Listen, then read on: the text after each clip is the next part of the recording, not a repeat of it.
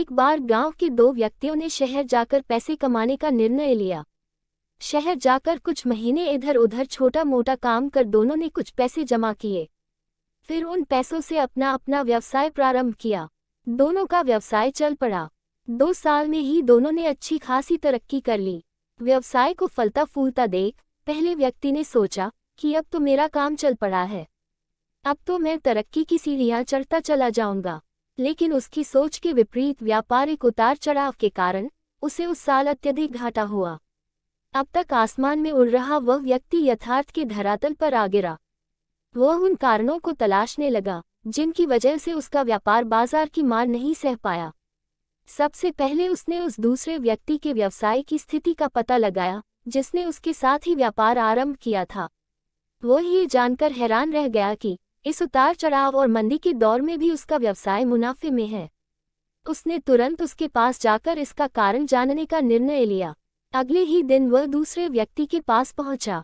दूसरे व्यक्ति ने उसका खूब आदर सत्कार किया और उसके आने का कारण पूछा।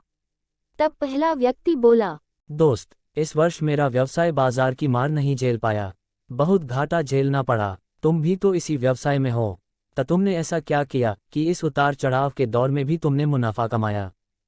ये बात सुन दूसरा व्यक्ति बोला, भाई, मैं तो बस सीखता जा रहा हूँ, अपनी गलती से भी और साथ ही दूसरों की गलतियों से भी।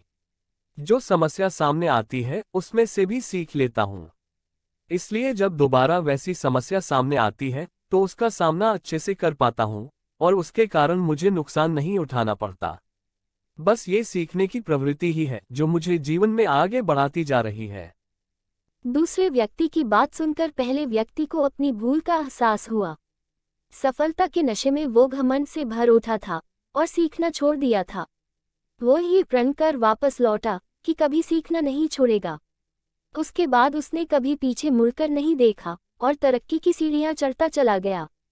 दोस्तों, जीवन में कामयाब होना है तो इसे पाठशाला मान हर पल सीखते रहिए। यहाँ नित नए परिवर्तन और नए विकास होते रहते हैं। यदि हम स्वयं को सबसे बड़ा समझने की भूल करेंगे तो जीवन की दौड़ में पिछड़ जाएंगे, क्योंकि इस दौड़ में जीतता वही है जो लगातार दौड़ता रहता है। जिसने दौड़ना छोड़ दिया उसकी हार निश्चित है।